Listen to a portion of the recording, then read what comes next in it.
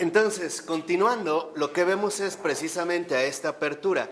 Y entonces, ahora ya Florensky da un paso más y lo podemos ver en la 273 cuando menciona en la cita. En general, se puede decir que la filosofía cristiana está orientada hacia el Señor Jesucristo, el logos preexistente que se ha encarnado, y tiene en él, en esta orientación, su punto de partida. La orientación de la filosofía cristiana reúne en sí la plenitud completa del sistema con la plenitud completa de la potencia creadora. Nada de aquello que realmente es podría ser sin él y fuera de él. Nada de aquello que es espiritual, que es racional, que tiene carácter de palabra, puede ser ajeno a él, que es el sentido del sistema eterno. Y dice, como 3 renglones abajo, toda experiencia verdadera cabe en esta orientación, y si algo no puede entrar, es que verdadera y definitivamente es mentira e imaginación.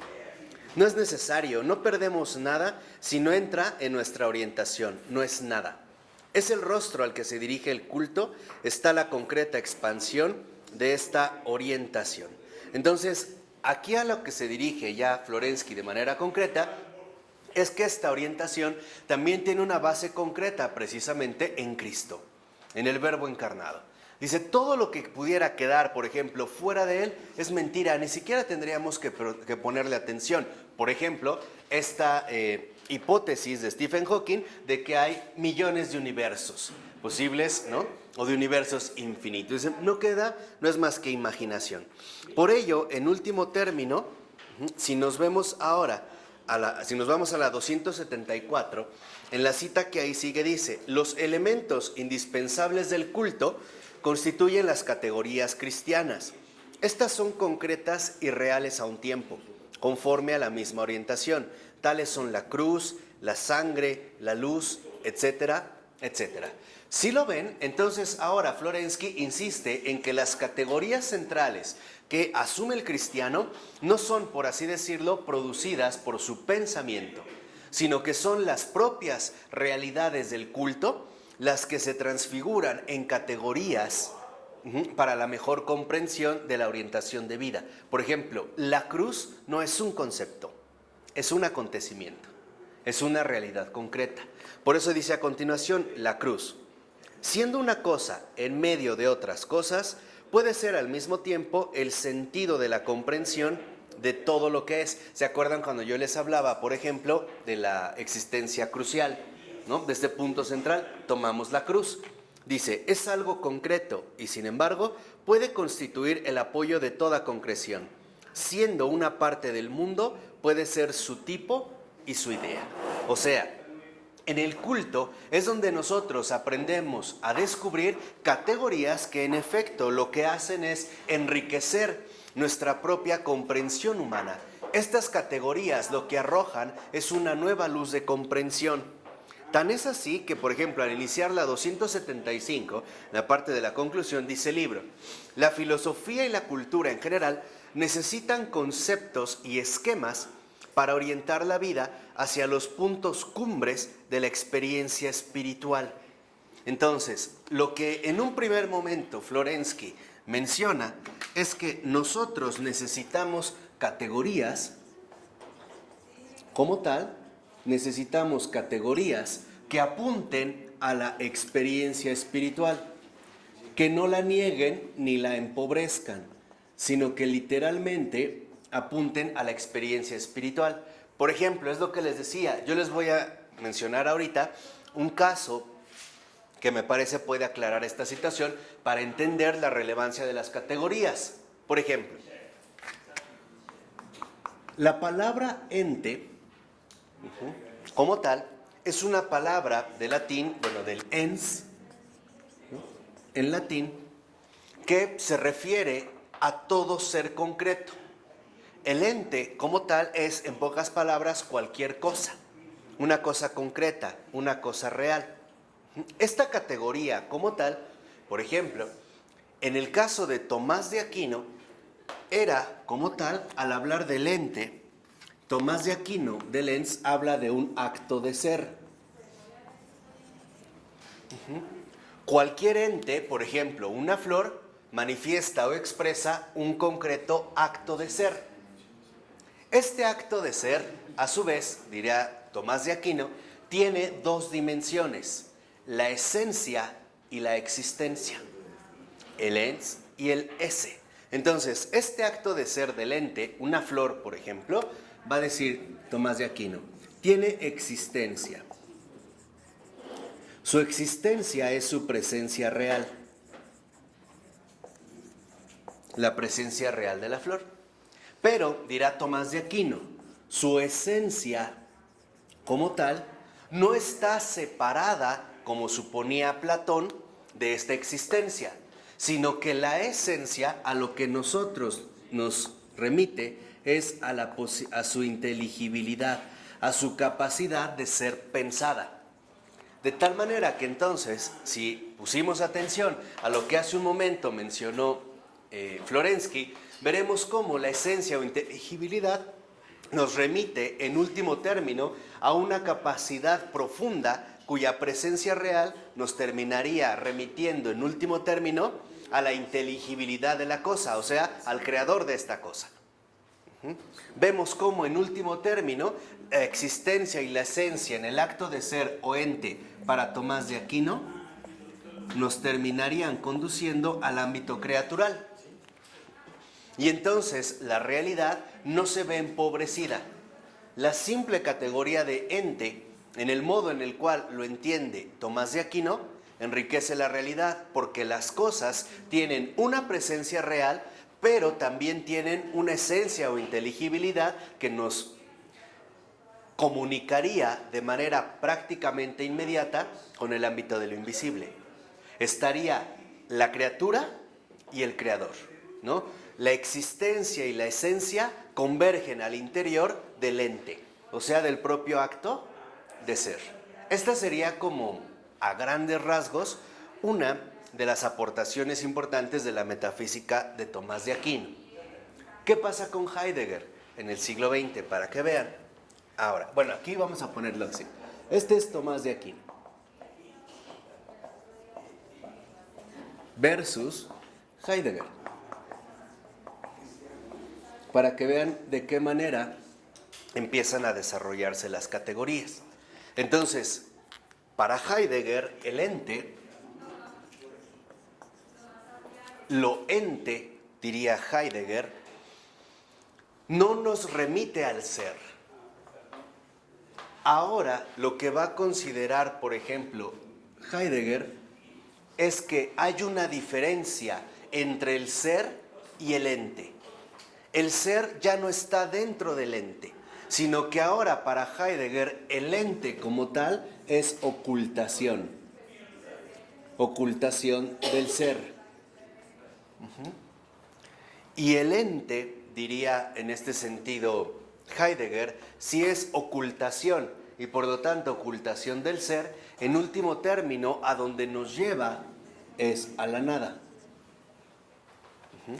¿Por qué? Porque para Heidegger ahora la diferencia entre existencia y esencia ya no se da al interior del ente, sino ahora se da afuera del ente.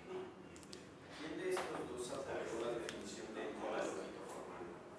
¿A la lógica formal? Sí. Ninguno. Porque la lógica formal dice que el ente es cualquier cosa real que nosotros le ponemos nombre, cualquier cosa del universo. Que concepto es cualquier ente y juicio es el ser. La predicación, ¿no? La predicación del concepto, o la predicación del ente. Pero no, esas en realidad eran ya como definiciones escolásticas que vinieron en la etapa medieval. Aquí lo que me interesa es que vean que en el caso del ente, él considera, Heidegger, que el ente como tal es una ocultación del ser. El ser no se reduce a lo ente, sino que el ser es, por decirlo así, algo originario previo al ente. Lo está dividiendo.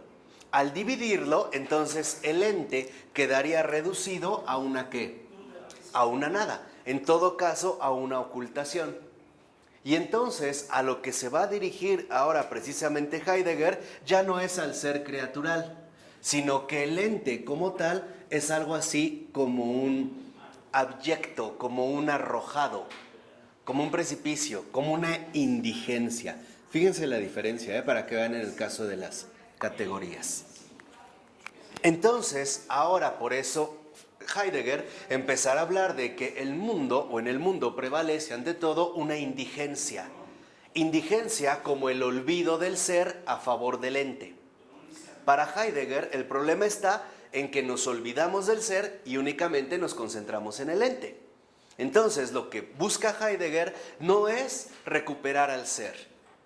No es eso lo que le preocupa, sino, en todo caso, no darle la prioridad ontológica al ente. Esta indigencia, en lugar de llevarnos a algo creatural, en último término, empezará a hablar, por ejemplo, de soledad, de finitud, de muerte, de abandono, etcétera, etcétera, etcétera.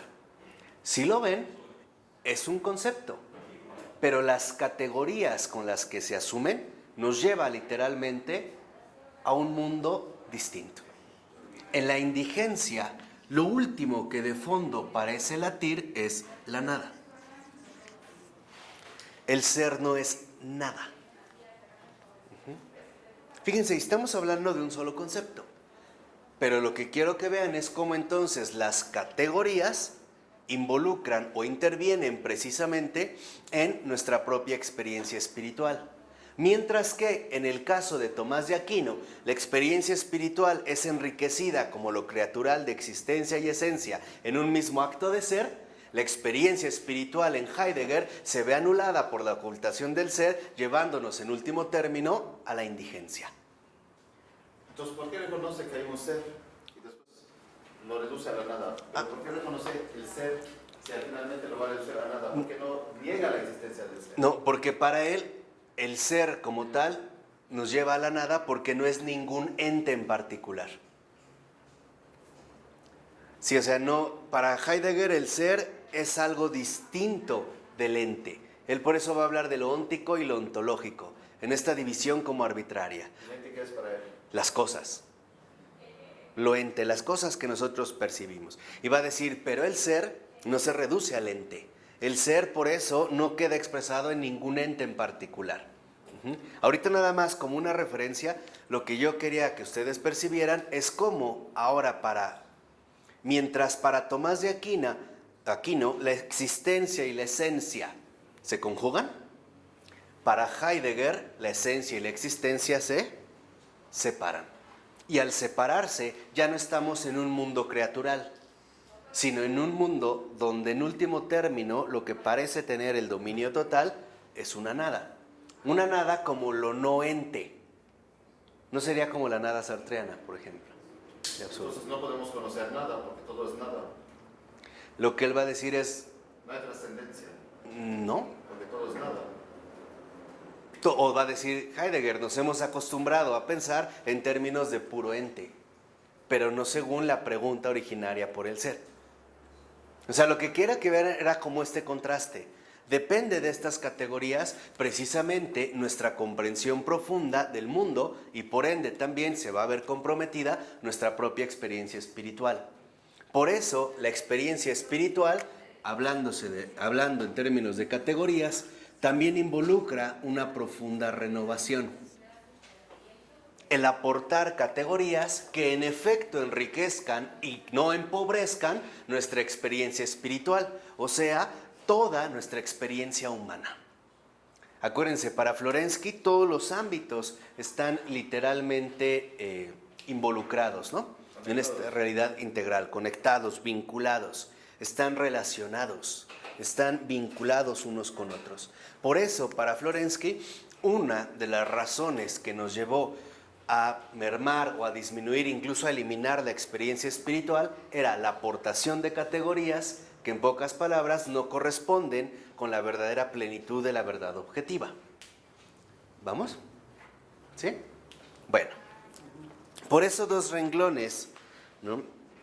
Abajo, ahí mismo en la página, por eso dice el texto, el dogma, por su parte, será necesario como encarnación conceptual de la experiencia, que es lo que también ya a manera de conclusión nos va diciendo Florensky. El dogma no es una elaboración meramente teórica, sino que el dogma no es más que la encarnación conceptual de la experiencia. O sea, también el dogma expresa categorías que están fundadas ante todo en una determinada experiencia. Y después lo único que se le dio fue encarnarla conceptualmente, esta experiencia. O sea, buscamos promover esta experiencia espiritual a través de las categorías más adecuadas. O bien, buscamos la expresión en el lenguaje que sea mucho más afín y fecunda para la promoción de la experiencia espiritual. Por ello, al iniciar el otro párrafo dice el texto: la necesidad de la conceptualización dogmática proviene de la necesidad de la conciencia de orientarse en el camino de la vida espiritual. Y abajo, la dogmática es necesaria en cuanto que la dogmática es una especie de sistema de esquemas fundamentales para las experiencias más importantes, una especie de compendio para la vida eterna. Y aquí está la clave. El punto central que ve Florensky es que las categorías que utilice la filosofía cristiana de experiencia espiritual deben de ser, en pocas palabras, categorías que en efecto promuevan la vida eterna y no que anulen, por ejemplo, esta vida eterna a partir de una determinada indigencia ontológica o metafísica. Por eso proponía en el caso de estas categorías Florensky la cruz, la luz, la sangre, en estos simbolismos cuyas categorías nos ayudan a nosotros a orientarnos hacia la vida eterna. ¿La sangre cómo? ¿La sangre por qué? Precisamente en el derramarse, en el darse, aquello que para nosotros resulta vital, ¿no? Por ejemplo, sabemos que si perdemos mucha sangre, morimos. Entonces es derramar toda esta sangre literalmente a favor de una renovación total de la vida. Una renovación total de la vida que incluso ahora a partir de este derramamiento de sangre se va a convertir en vida eterna. Aquí es cuando empezamos a ver nosotros esta ampliación de las categorías. Por eso abajito dice, la dogmática sirve de orientación a la experiencia mística que sucede en su interior, del mismo modo que la dogmática no podrá ser viviente si no está enraizada en la vida espiritual. O sea, para Florensky, en pocas palabras, el cristianismo en cuanto tal, y ya lo habíamos comentado en una ocasión, tiene su base en una experiencia mística, no en una sistematización conceptual. Por eso es lo que una vez yo les comenté, incluso un teólogo tan importante como Luigi Giussiani del siglo XX diría, el cristianismo no es una teoría, el cristianismo es un acontecimiento. Y son estos acontecimientos los que intentamos transmitir a través de determinadas expresiones lingüísticas o bien de determinadas conceptualizaciones. Pasamos de la experiencia al lenguaje, pues. Y buscamos encontrar en el lenguaje cada vez la expresión más adecuada. Por eso es que acuérdense, Florensky se había detenido precisamente en la noción del homousios. Y así en la 276, en el primer párrafo, dice el texto, así pues, si en la teodicea la razón se abre, trascendiéndose antinómicamente y encontrando su propio fundamento a la verdad trinitaria, en la antropodicea la razón integral, conocimiento y actividad, teoría y praxis, se abre en definitiva a la vida eterna. Y aquí entonces Florensky en la siguiente cita lo que hace es mostrar, por así decirlo, tres elementos fundamentales. Primero, dice, no a un culto con las palabras, nos exhorta el apóstol y cita San Pablo, Romanos 12:1, dogikein latreian, no un culto con palabras, sino a un culto con el cuerpo, pero con un cuerpo penetrado por el Espíritu. Este sí es un cuerpo lleno de palabra y de sentido. Entonces, lo primero ahora que se da cuenta Florensky es que la vida eterna también involucra el ámbito corporal. El culto también se refleja en el ámbito corporal. El culto no es un discurso, sino que también implica una compenetración con esta celebración. O bien, la encarnación de la verdad también incluso se expresa a nivel corporal. Por eso nosotros quizá hemos sabido de personas que hasta manifiestan quizás su divinización, su santidad, su cristianización, su ser cristiano, ¿no? Y la gente muchas veces precisamente lo que busca incluso es tocar, ¿no? O abrazar, alcanzar. No solo se reduce a un discurso. Este sería el primer punto. La vida eterna también repercute en lo corporal. No es que lo deje de lado al sentido platónico y entonces nosotros nos dediquemos únicamente a las cosas del espíritu. No, también el culto se da en un culto corporal. Acuérdense también lo que ya nos había mencionado en una ocasión Ratzinger, cuando nos dijo, la celebración litúrgica se vive a cada momento del día. Ese es el culto. De tal manera que entonces el culto no se reduce a una determinada celebración temporal, sino que el verdadero culto se lleva a cabo en nuestra vida ordinaria. Lo importante, en pocas palabras, es lograr que la liturgia, que el culto se haga vida cotidiana. Eso es lo corporal. Involucra entonces lo corporal, por un lado, el sentido netamente del cuerpo, pero también nuestra situación cotidiana. Por ejemplo, un aspecto muy importante del culto que podría quedar ejemplificada en nuestra situación cotidiana que involucra el cuerpo sería la limitación de la lengua, el evitar las miradas ofensivas o lascivas. ¿Ah? Esa es parte de la situación cotidiana. Aquí es también donde la vida eterna empieza a manifestarse, también desde el ámbito corporal. O sea, el cuerpo también va a involucrar una dinámica profunda de renovación. No está excluido, no es que quede aparte. La forma en la cual hablamos, todo esto es lo que el culto tiene que empezar también a manifestar como relevancia o fruto fundamental de la experiencia espiritual que se está asumiendo. Por ello, en síntesis, lo que nos recuerda Florensky es que las verdaderas categorías del culto no son solo las que pronunciamos, sino más bien las que vivimos. De tal manera que esta situación cotidiana representaría la manifestación del culto en nuestra vida de cada día, dormidos o despiertos, en lo exterior o en lo interior. No solo es lo que digo, también lo que pienso aunque no lo diga. Hay personas que a lo mejor frenaron la lengua, pero se desataron en el pensamiento, ¿no? Tampoco hay esto. ¿Por qué? Porque se empieza a dar también una implicación profunda en el ámbito corporal. Ese es el primer paso. Segundo, dice, cuando la razón se configura con este mundo, es decir, con el de la criatura privada de palabra, y se encierra en los elementos, entonces se separa de la palabra. Y así el cuerpo, confundiéndose con el mundo, se convierte en algo privado también de palabra, porque no desprende ya de sí mismo la palabra, no da testimonio de Dios.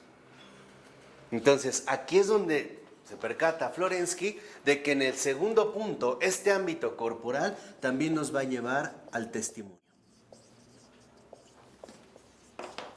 Y dice Florensky, cuando nosotros nos separamos literalmente de Dios, nuestro propio cuerpo ya no da testimonio de Dios. Nuestro cuerpo, entiéndanlo, no solo como la situación físicamente visible, sino como nuestra realidad corporal. En el ámbito dice, ya no da literalmente este testimonio, ¿no? Se empieza como a desfigurar. Piensen, por ejemplo, a lo mejor en una mujer que trabaja en un table dance. Hay un cuerpo, pero este cuerpo está corrompido. Algo ahí se ha visto alterado, ¿no? Incluso el propio cuerpo dice otra cosa. Ya no expresa esa palabra, ¿no? Ya no está expresando como una categoría fundamental de la experiencia espiritual. Algo ahí se ha distorsionado, se ha distanciado de la palabra. Y tercero, dice, pero cuando la razón envejecida por el pecado se renueva, es decir, cuando se transfigura, configurándose con otro modo de ser, con la vida eterna, y consiguientemente, cuando liberada del mundo se eleva hacia arriba, acuérdense de la altura, presentada a Dios en sacrificio, entonces el cuerpo da testimonio del mundo de arriba. Este es el culto espiritual. O sea, en pocas palabras y en tercer punto, para Florensky, la vida eterna como tal no es más que la encarnación viviente de Dios. Ese es el testimonio. Esta es la vida eterna. O sea, en tercer punto, también la vida eterna, lo voy a poner aquí, en tercer punto, habría una encarnación total de Cristo. En todos los ámbitos. No siempre hay que hablar. No. Por ello es... Y llevar a Cristo. Claro, por eso es lo que les decía, en gran medida también para el cristiano, no siempre las palabras son lo primero. Muchas veces importan más los gestos. Un gesto cristiano es a veces el tipo de mirada que diriges a una persona, la forma en la cual te desenvuelves en un cierto ámbito, aun cuando no hables. No necesariamente tienes que expresar tu cristianismo con el mero discurso. Por ejemplo, la cordialidad en los gestos es una encarnación precisamente de esta gracia, cuyas categorías nos llevarían, como dice Florensky, a otro modo de ser. Un modo de ser diferente. Eso es lo que nos va a aportar la experiencia espiritual. En síntesis, otro modo de ser.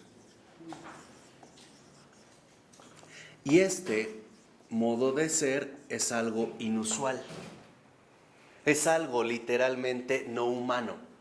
Yo no quisiera aquí entrar como a discutir con Emmanuel Levinas, que escribió un libro, este filósofo judío del siglo XX, otro modo de ser o más allá de la esencia, porque él va a asumir la cuestión de la responsabilidad. Lo que a mí me resulta claro es que cuando verdaderamente uno está ahogándose, literalmente, en la experiencia espiritual, emerge otro modo de ser inusual. Es raro. El cristiano en el mundo es raro, no es normal. No es normal en el mundo.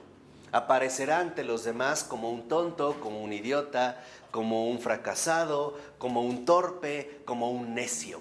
Ya San Pablo lo sabía, ¿no? Un cristiano, el propio Cristo, para los judíos escándalo, para los griegos locura. Y en esta es la categoría fundamental en la que nos debemos quedar, en lo inusual. ¿Por qué? Porque la experiencia espiritual es en realidad algo inusual. Es algo en lo cual nosotros nos vamos involucrando gradualmente y que no dominamos. No es algo que literalmente tú vas como sacando de ti. No es algo en lo que te vas como sumergiendo cada vez más, en altura y profundidad. Porque sale de la tridimensión. Claro, sale de esa. Por eso les decía, es algo inusual. De hecho, no es casual que, por ejemplo, alguien como Charles Péguy, en uno de sus escritos, dijera algo extraordinario. Decía, lo más raro de todo es el ser.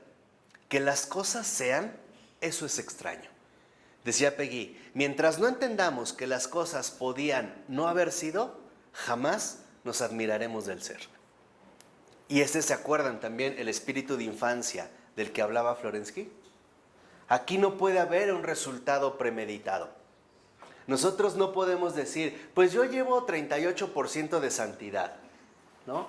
Ya llevo el 80% de cristianismo. Es incalculable. No es algo que que esté en nuestras manos poder medir. Es inusual. Y es tan inusual,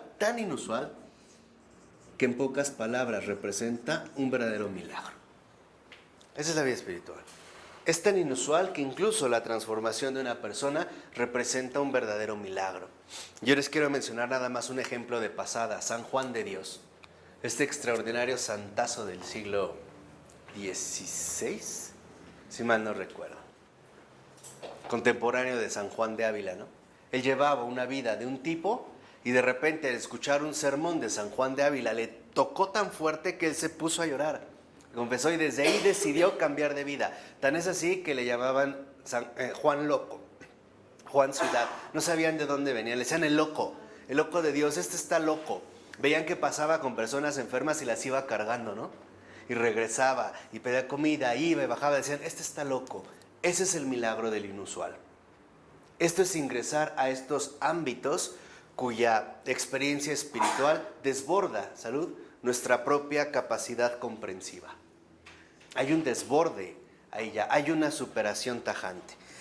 Entonces, ¿aquí dónde va? ¿Dónde Heidegger niega todo esto? ¿Cómo Heidegger niega todo esto? En primer lugar, rechazando que haya una posibilidad mayor a lo que también la propia comprensión humana es capaz de establecer.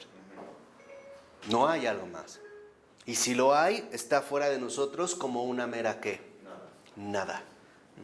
Ahí es donde me parece que entraría un poco también como la influencia del llamado maestro Eckhart, cuando él habla de la nada, de esta anulación.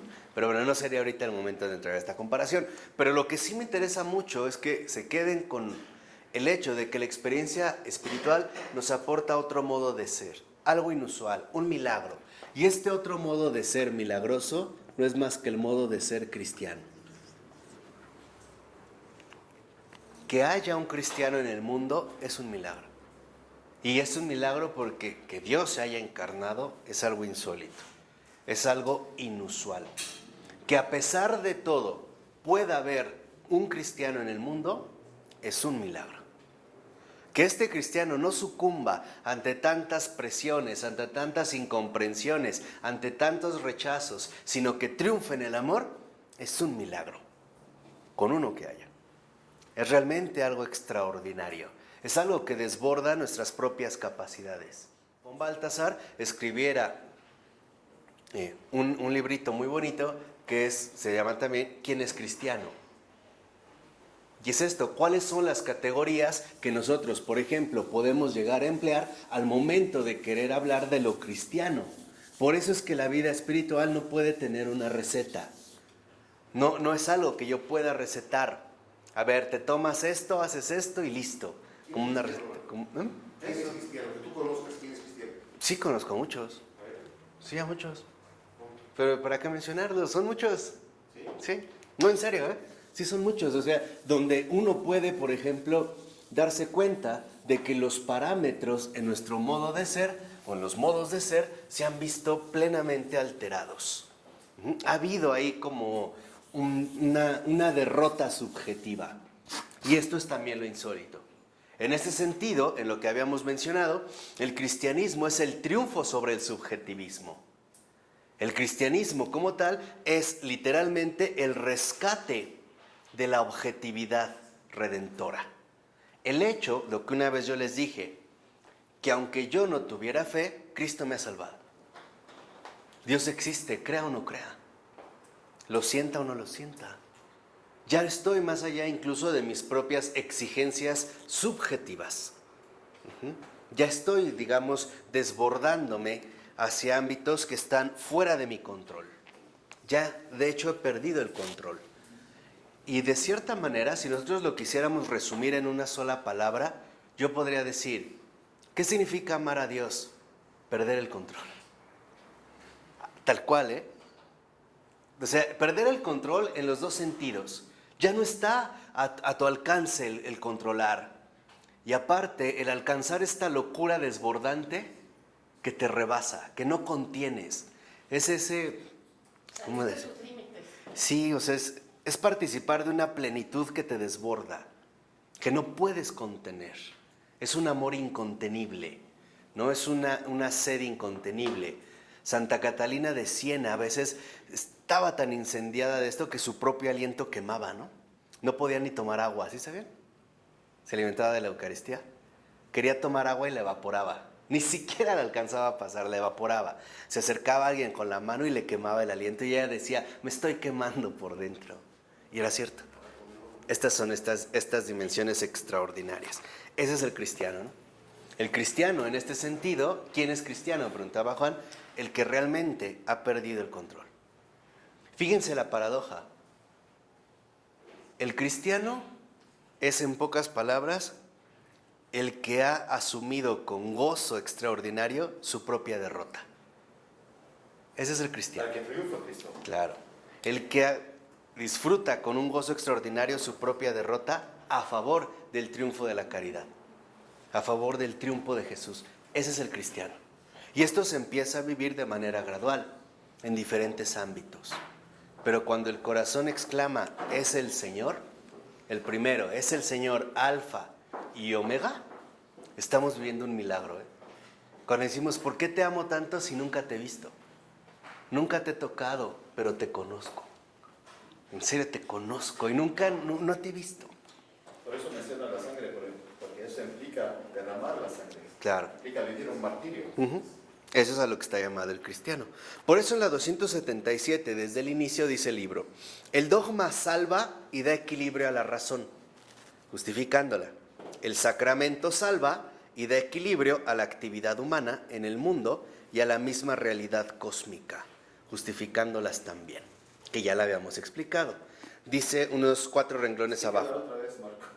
¿Cómo cósmica? Sí, cósmica, porque en el hecho de que en efecto, cuando un cristiano participa del culto, en espíritu y en verdad, en esa transformación, todo el entorno cósmico se ve también favorecido por esta aparición.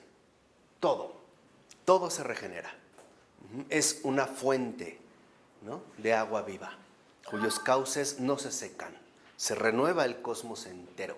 Acuérdense de la existencia crucial, ¿no? El universo ha visto aparecer nuevamente una cruz. Y esta cruz que es la que viene a renovarlo todo. Por eso, unos 4 renglones abajo dice el libro, la experiencia profunda del misterio de la realidad. Eso es también lo que me parecía extraordinario de la física teórica, de la física cuántica. La experiencia profunda del misterio de la realidad. Eso es lo que los modernos perdieron de vista.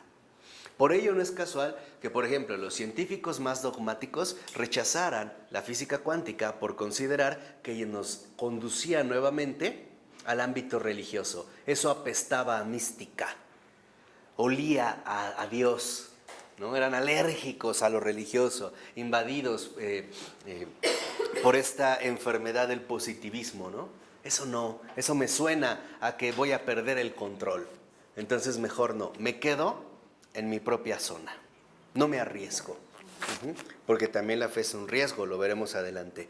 Pero dice a continuación que esta experiencia profunda del misterio de la realidad, que es para Florensky una experiencia de la vida espiritual trinitaria, se encarna en los esquemas del dogma y del sacramento, que se convierten de este modo en categorías concretas del pensamiento. O sea, dogma como tal y sacramento, ambas son las categorías fundamentales del existir cristiano. Aquí estaría en el dogma la renovación teórica y en el sacramento la renovación práctica. ¿Se acuerdan que les dije que la Florensky lo que está buscando es llevar a cabo una verdadera renovación de las categorías, o sea, de nuestro modo de comprensión de la vida? Por ello, la renovación que nos aportan las categorías del dogma y el sacramento apuntarían a la renovación profunda de la experiencia humana, ya sea en su nivel teórico, ya sea en su nivel ¿qué? Práctico. Entonces, en la renovación teórica, lo que se renueva es un modo de pensar. En la práctica, ¿un modo qué? De actuar, o sea, en un modo de vivir. Un modo de vivir. ¿Qué es lo llamativo? Que este modo de pensar, este modo de vivir, que ha sido renovado a partir de estas categorías, ambos son novedad. Si ustedes, por ejemplo, ponen atención, verán que cada santo nos presenta un modo de vivir insólito, que nadie le hubiera creído que posible. E incluso, y escuchen bien lo que voy a decir, incluso los santos, al principio, son incómodos para la propia iglesia.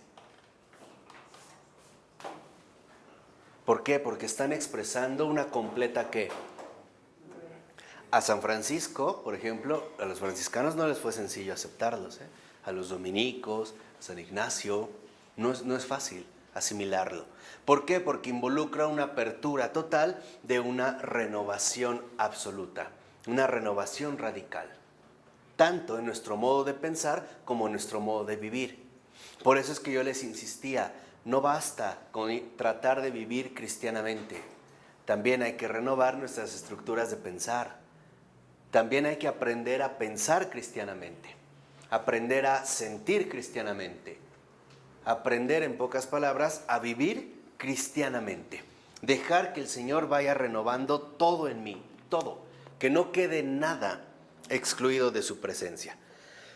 Por eso dice a continuación, estas dos escalas mistagógicas reales, el dogma y el sacramento, hacen posible la teodicea y la antropodicea, en la unidad del misterio. Fíjense, Dios justifica al hombre en la encarnación, y el hombre justifica la realidad de Dios contemplando en su trinitariedad la raíz de todo el conocimiento del mundo.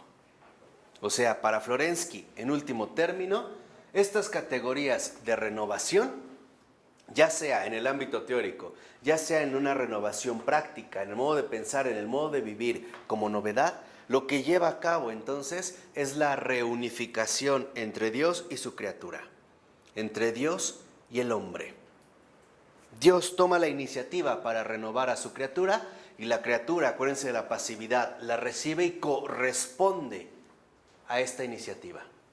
De tal manera que esta renovación es correspondencia.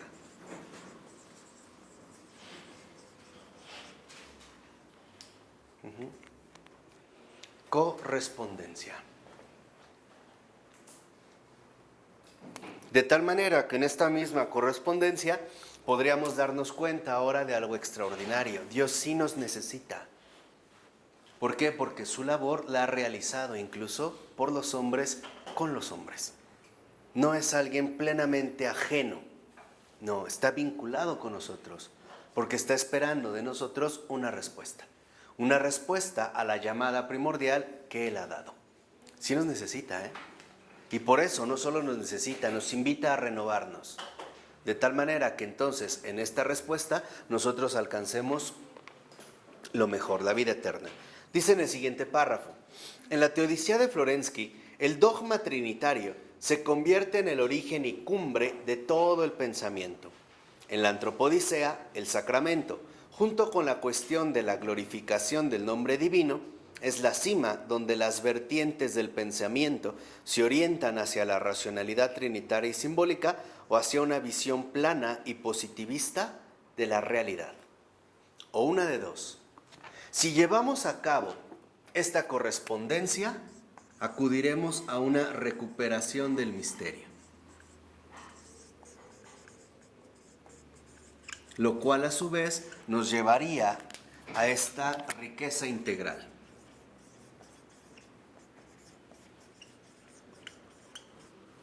Piensen en estas dimensiones que no son tridimensionales. O bien, si nosotros no correspondemos y no asumimos de manera profunda y tajante, radical, estas categorías, lo que vamos a hacer es anular el misterio, anular la riqueza integral y entonces no acceder a la adoración, sino quedarnos más bien en la mera superstición, que era el punto con el que habíamos empezado, ¿se acuerdan? Dijimos, ¿no? O adoración o superstición, o objetividad o subjetividad. Ahí es donde entraría, vamos a decirlo así precisamente, este desafío. Por ello, si nos vamos ya a la 278,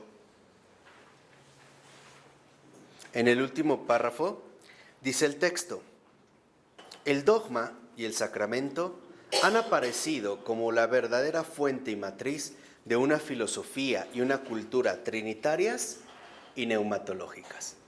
Entonces, lo que busca Florensky es que esta riqueza integral a su vez se refleje en dos ámbitos. Una riqueza trinitaria y dos, neumatológica. O sea, espiritual. Que logremos nosotros espiritualizar el mundo entero. Descubrir con los ejemplos que hemos puesto en varias ocasiones cómo hay un designio, una señal de algo espiritual en todos los acontecimientos que transcurren en nuestra existencia. Por ello es importante renovar a partir de estas categorías cristianas del dogma, el modo de pensar, para que podamos nosotros espiritualizar la materia, ¿se acuerdan? Es lo que habíamos insistido. Y renovar por medio de las categorías cristianas, o sea, del sacramento, nuestra práctica o modo de vivir, para poder manifestar de manera clara un auténtico testimonio trinitario. Esta es la finalidad. Lo trinitario y neumatológico, la riqueza integral, en pocas palabras, de lo que solemos llamar de manera simple cristiano. Esto sería precisamente lo cristiano. Aborda en la obra del Señor en los cristianos, implicaría entonces la capacidad de renovar todo el ser humano, todo lo de nuestro ser, llevarlo literalmente a ámbitos nuevos. Por eso dice a continuación: en cuanto fuentes místicas de la integridad de la razón y de la actividad humana, ambas realidades no pueden quedarse encerradas en sí mismas, en el ámbito delimitado de su propia definición, sino que tienen la vocación de verterse en el mundo y generar una filosofía en contacto viviente con la verdad real que el dogma contiene y expresa, y una cultura que oriente su corazón hacia la plenitud del ser, el rostro de Cristo y la transfiguración escatológica y neumática de la realidad terrena que coronará la obra de su encarnación. O sea, lo cristiano no es más que la continuidad de la encarnación de Cristo.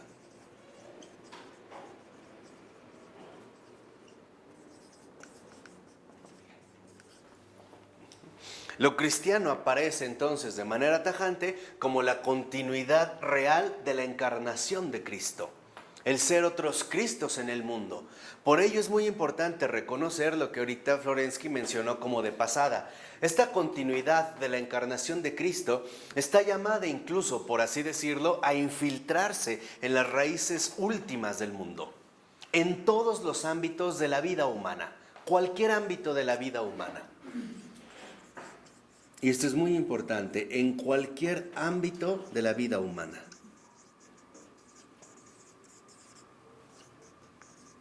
Cualquier ámbito. Sin buscar quizá en algún momento condiciones especiales o situaciones prefabricadas para poder de cierta manera decir que somos cristianos. No, hay que reconocer y entender el desafío de ser cristiano en el mundo tal y como es, con sus exigencias, sus situaciones negativas, su pesadez, su carga, en pocas palabras, su carácter mundano. Ese es el desafío hacia el cual nos dirigiríamos. La continuidad de la encarnación de Cristo en cualquier ámbito de la vida humana y estar verdaderamente preparados por el dogma y el sacramento. O sea, por la renovación teórica y práctica, por un verdadero modo de pensar cristiano y por un verdadero modo de vivir cristiano. Esa es la novedad. Esa es la novedad, que aparece, por ejemplo, en cualquier ámbito de la vida humana. Por eso nosotros podemos ver cómo hay santos prácticamente de todas las condiciones. Solteros, casados, viudos, jóvenes, ancianos, enfermos, sanos, mujeres, niños, hombres, matrimonios, en todos los ámbitos. ¿Por qué? Porque literalmente lo que nosotros estamos precisamente llamados a mostrar es que en cualquier ámbito de la vida humana, Cristo puede y quiere hacer nuevas todas las cosas. ¿Se acuerdan que lo dijo? He aquí que vengo y hago nuevas todas las cosas. La pregunta es, ¿le creemos? Y más aún, ¿le dejamos? Eso ya ustedes lo responderán cada quien. Bueno, continuaría nada más para avanzar un poquito el capítulo 5, como para dar, ¿sí, no? Avanzamos el capítulo 5 para avanzar en la dinámica trinitaria del conocimiento real de la verdad. Y comienza así. Dice, expuestas ya las condiciones formales del acto de fe, tanto lógicas, que vimos en el capítulo 3, como teológicas, que acabamos de ver en el capítulo 4, Florensky desarrolla sus condiciones reales. Fíjense, el acto de fe y el tipo de conocimiento que le es propio. O sea, esta continuidad de la encarnación de Cristo, esta renovación, en último término, involucra un acto de fe. Es un acto de fe, o sea, un acto de fidelidad al Señor, que es precisamente el que realiza la obra. No es algo en lo que nosotros estemos llamados, por así decirlo, a tratar de improvisar por cuenta propia. Esta es, dicho sea de paso, lo que nos da la enorme diferencia entre acción y actividad. La actividad es subjetiva, la acción es objetiva. La acción no es más que el cumplimiento de la voluntad divina. La actividad no es más que la inquietud subjetiva por hacer algo, lo que sea. De tal manera que el acto de fe no es una actividad, es una acción. ¿Sí quedó clara esta distinción? Hoy creo que vemos el enorme malestar contemporáneo por el activismo que nos acosa, ¿no? Siempre queremos hacer algo. Esto hasta creo que es una de las graves situaciones que tiene que enfrentar, por ejemplo, la situación parroquial. Siempre hay actividades, ¿no? Actividad. ¿Qué vamos a hacer? ¿Qué hay que hacer? Tenemos que hacer. Ese es el activismo, esa es la actividad. Pero en realidad la acción no corresponde más bien a un profundo acto de fe, que no es más que una respuesta a la voluntad de Dios según lo que quiere y como lo quiere. Por ejemplo, muchas veces el Señor no solo nos pide hacer, la verdad es que en muchísimas ocasiones más bien nos pide dejar de hacer. Muchas veces no nos pide hablar, nos pide que no hablemos. Muchas veces no nos pide ir, nos pide que no vayamos. Eso es lo importante, es entender la dinámica de esta acción, que es lo que va ahorita, después Florensky a estudiar como el acto de fe y su correspondiente acto de conocimiento. Para ello, se va a basar ahora el autor, vamos a estudiar la cuarta carta de la columna y el fundamento de la verdad, titulada la columna y el fundamento de la verdad, y esta cuarta carta que se titula La luz de la verdad. Entonces, cuando estamos en este acto de fe en la acción, nos vamos a referir a una acción que emana de la luz de la verdad. Esa es la verdadera acción. El programa quizá más reciente, mejor expuesto de la auténtica acción, quizás sea el que nos dio Teresa de Calcuta cuando decía: el fruto del silencio es la oración. El fruto de la oración es la fe. El fruto de la fe es la caridad. El fruto de la caridad es el servicio. El fruto del servicio es la paz. Ese es un programa de acción que brota directamente de la luz de la verdad. Si lo ven entonces, la acción está sustentada por la luz de la verdad y por lo tanto la acción, a diferencia de la actividad, no es subjetiva, sino que la acción es objetiva. ¿Por qué una acción es objetiva? Porque es el cumplimiento de la voluntad de Dios.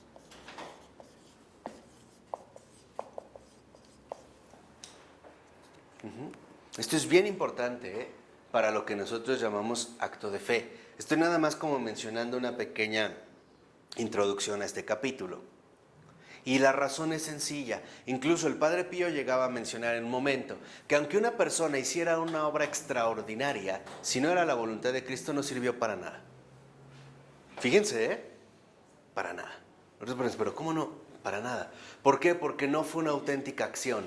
Se limitó a una mera actividad. Entonces, ahora nosotros tenemos ya un criterio para empezar a entender el acto de fe en su realidad profunda. El acto de fe no es realizar una actividad como ir a misa, es ser partícipe de una acción divina, es ser colaboradores de la acción de Dios. Esa es la verdadera acción. Por ello, no podemos confundir acción con actividad. Y la única manera que tenemos para acceder a la acción es a través de la oración. Por eso ya les dije desde hace mucho, la oración siempre precede a la acción, siempre. Cuando no, veremos que a veces tendremos que corregir la actividad, porque no era lo que se nos había pedido. Entonces, a partir de esta distinción importantísima entre acción y actividad, podremos ahora darnos cuenta de cuál es la cumbre de la gnoseología trinitaria de Florensky, o sea, cuál es la cumbre de lo que Florensky desarrolla con respecto al conocimiento y sobre todo al conocimiento de la fe. Por ello, fíjense, en los últimos 3 renglones dice, en ella, en esta cuarta carta, se exponen los fundamentos del conocimiento místico, real o experiencial de la Trinidad. Entonces, fíjense lo que va a exponer Florensky, los fundamentos del conocimiento místico, de la Trinidad. Sus fundamentos, experiencial o real, y que se desarrollarán después en diversas direcciones. Y ahora lo que va a buscar es que la realidad que nosotros conocemos por el dogma alcance su penetración por la experiencia. Y otra vez vuelve a insistir Florensky en esta acción o acto de fe que es una experiencia. Por ello, en la 280, a partir del 3er renglón, dice el libro: en esta carta, en efecto, la construcción de la teología trinitaria parte de la relación del Dios trino con el hombre, que en el acto ontológico del conocimiento amor entra en comunión con ella. Entonces, esta luz de la verdad, esta acción, la verdadera acción es la comunión. Aunque no haga nada. No necesito hacer, entiéndalo, no necesito hacer para estar en la acción divina. Lo que importa es la comunión. Lo que importa es que no haya 2 voluntades, que seamos uno. ¿Se acuerdan como se le decía al Padre, no? Padre, que ellos también sean uno, como tú y yo somos uno. Esta es la verdadera acción. La verdadera acción que conlleva el acto de fe es ser uno con Cristo, o sea, alcanzar una auténtica comunión. Esa es la clave fundamental del acto de la fe. Por ello, yo una vez les comenté, lo importante no es la capacidad que tendríamos para hacer milagros. No, lo importante es la fidelidad profunda, la realidad de esta comunión. La disponibilidad de escuchar y obedecer. Por eso los milagros realmente son adornos. En serio, ¿eh? Eso es lo más importante. Son adornos. La comunión es el eje central del acto de fe. La comunión es lo que nos genera a nosotros una auténtica acción cristiana, o sea, el auténtico cumplimiento de la voluntad divina. Por ello, como decía este filósofo Antonio Rosmini, bueno, ya ahorita ya beato, se trata de mantener una permanente disponibilidad inmóvil. Fíjense qué buen término, qué extraordinario término, una disponibilidad inmóvil. Estoy dispuesto a lo que el Señor me pida, pero no me muevo. Ahí estoy hasta que Él dé la ¿qué? La orden. Si no, no me muevo, no me distraigo, ahí estoy. Probablemente nunca me dé la orden, pero basta mi disponibilidad para seguir estando dentro de una profunda comunión.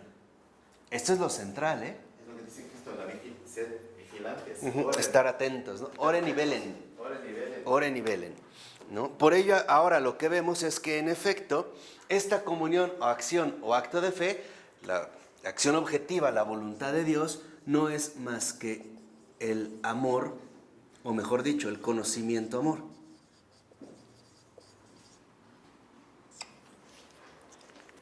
Esa es la comunión. Estar en una relación de pensar y de vivir acorde con el amor. En esta comunión que el Señor va manifestándome o me va invitando a ser parte e incluso a integrarme otra vez, acuérdense, hasta perder el control. Esa es la verdadera comunión. Estar, en pocas palabras, a su servicio, a su disposición, para lo que Él quiera, como lo quiera. Y acuérdense de lo que les dije, ese es un lema cristiano: cumplir su voluntad, aunque no me guste, aunque no quiera, aunque no pueda, aunque me muera. Ese es el resumen, de esta comunión. Esa es la disponibilidad, cumplir este amor.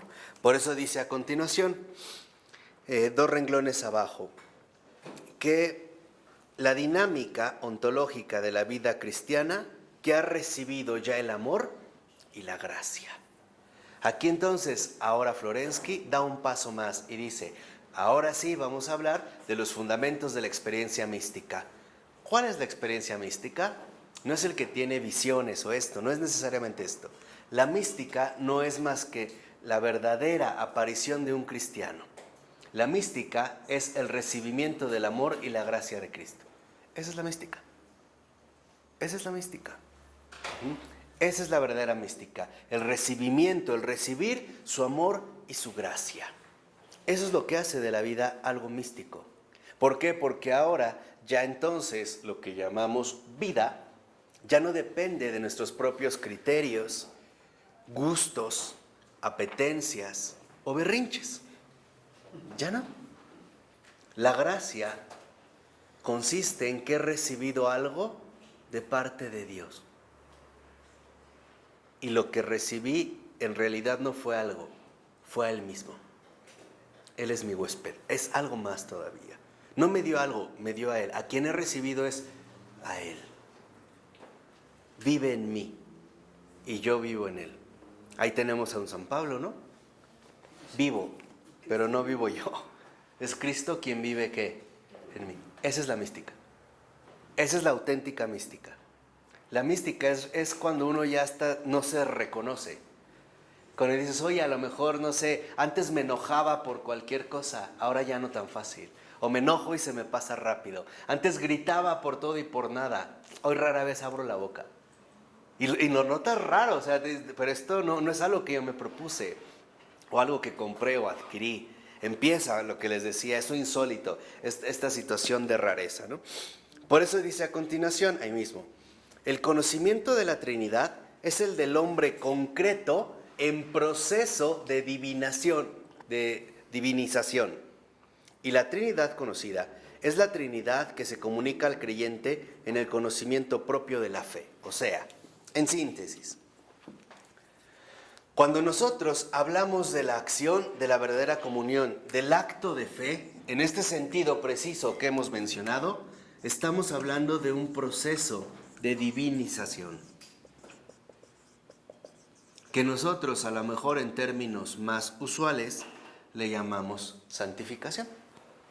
Estamos integrados ahora a un proceso de divinización que tendrá sus propias exigencias, que tendrá sus propias particularidades y que dependerá, en último término, de la apertura que tengamos a esta luz de la verdad. El santo no se hace santo por cuenta propia. El santo es el que se dejó santificar en todo, en lo oscuro y en lo claro, en lo alto y en lo bajo, en lo profundo y en lo más profundo. No solo se dejó tocar en la superficie, sino que, por presentarlo con una imagen, el santo es simple y sencillamente el que se dejó arrebatar el corazón por Cristo. El que le dijo, es tuyo, te pertenezco. Ese es el santo. Ese es el que está ya en un proceso de divinización. Es aquel que ya no tiene ojos más que para Cristo, corazón para Cristo, boca para Cristo. Lo ve en todos y en todo, ¿no? Como decía San Pablo, hasta que Cristo sea todo en todos. Que ojalá el Señor nos conceda la gracia de ser cristianos, ¿no?